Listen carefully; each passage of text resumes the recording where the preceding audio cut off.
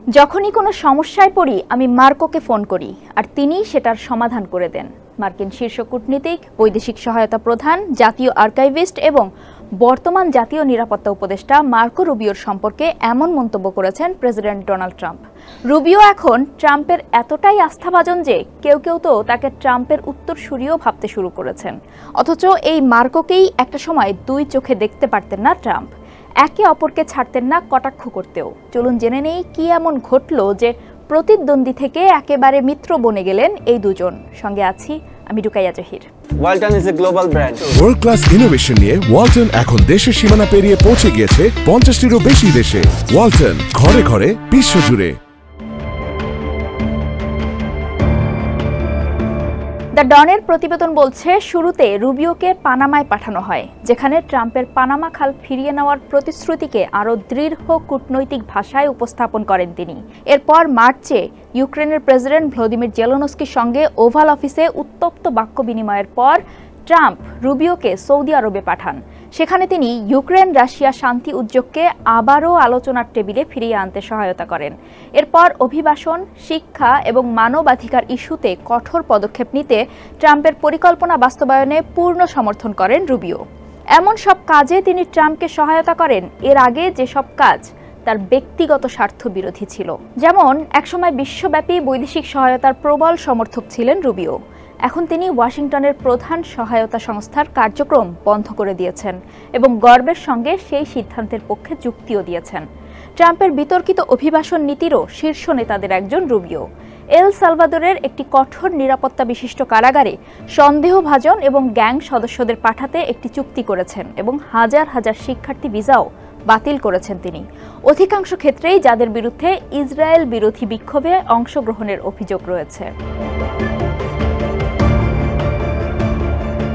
রুবিওর সাম্প্রতিক কর্মকাণ্ডই প্রমাণ করে যে যুক্তরাষ্ট্রের প্রেসিডেন্ট ডোনাল্ড ট্রাম্প সাবেক ফ্লোরিডা সিনেটরের প্রতি ক্রমাগত আস্থা রাখছেন। 1 মে ট্রাম্প ঘোষণা করেন তার জাতীয় নিরাপত্তা উপদেষ্টা মাইক ওয়ালস জাতিসংঘে রাষ্ট্রদূত হিসেবে যোগ দিতে যাচ্ছেন, আর অস্থায়ী ভিত্তিতে তার স্থলাভিষিক্ত হচ্ছেন রুবিও। এর কয়েক সপ্তাহ আগে একটি সিগন্যাল চ্যাটে শীর্ষ কর্মকর্তাদের সাথে ইয়েমেনের হুথিদের ওপর সামরিক হামলা নিয়ে ওয়ালসের আলোচনা ফাঁস হওয়ার পরেই এই রদবদলের সিদ্ধান্ত এলো। একসময় যাকে লিটল মার্কো ও প্রতারক বলে অবজ্ঞা করেছিলেন, সেই ব্যক্তিকেই এখন তিনি গুরুত্বপূর্ণ প্রশাসনিক দায়িত্বে নিয়ে আসছেন। রুবিও এখন এমন এক কাউন্সিলের নেতৃত্ব দেবেন যা বিশ্বজুড়ে মার্কিন প্রশাসনের জাতীয় নিরাপত্তা কার্যক্রম সমন্বয় করে। যদিও স্থায়ী উত্তরসূরি কবে নিয়োগ দেওয়া হবে তা এখনও ট্রাম্প জানাননি। এই রদবদল এমন এক সময়ে এলো যখন ইউক্রেনে যুদ্ধের অবসান, গাজায় ব্যর্থ যুদ্ধবিরতি পুনঃপ্রতিষ্ঠা এবং ইরানের সাথে জটিল পারমাণবিক আলোচনা চালানোর প্রচেষ্টা চলছে। পাশাপাশি চীনের সাথে ট্রাম্পের বাণিজ্য যুদ্ধের কূটনৈতিক প্রভাব সামাল দিচ্ছে হোয়াইট হাউস। পরিচয় গোপন রাখার শর্তে একজন সিনিয়র মার্কিন কর্মকর্তা বলেন, রুবিও ট্রাম্পের দেওয়া প্রতিটি কাজ নিখুঁতভাবে সম্পন্ন করায় তার প্রতি ট্রাম্পের আস্থা বৃদ্ধি পেয়েছে।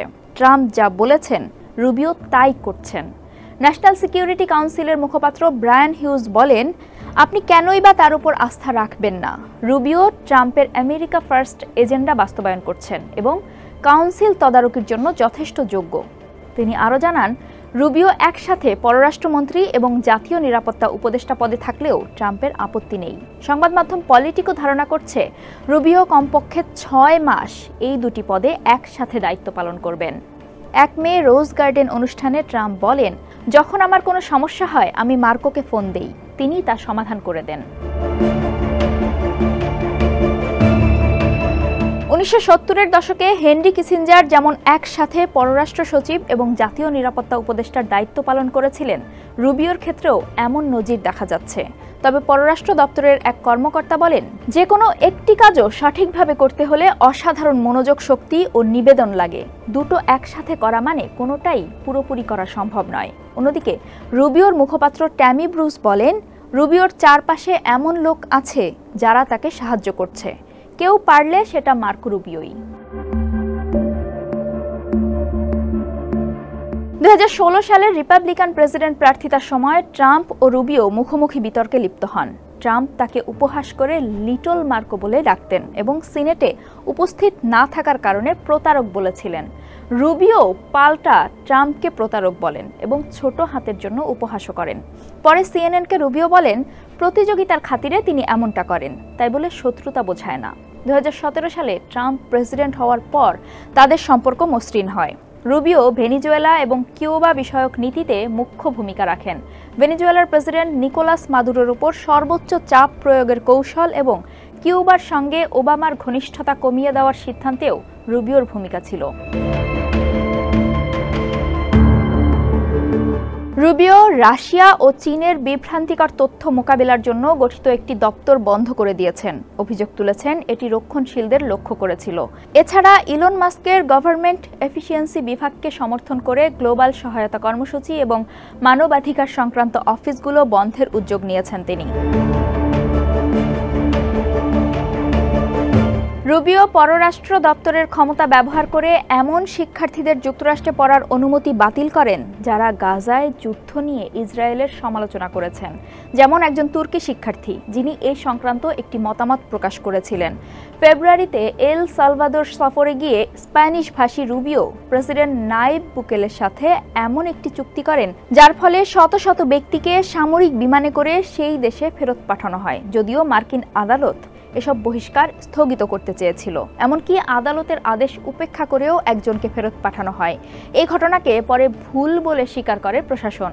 তবে আদালতকে কটাক্ষ করে ক্যাবিনেট বৈঠকে রুবিও বলেন, আমাদের পররাষ্ট্র নীতি পরিচালনার দায়িত্ব প্রেসিডেন্ট ও নির্বাহী শাখার, কোনো বিচারকের নয়।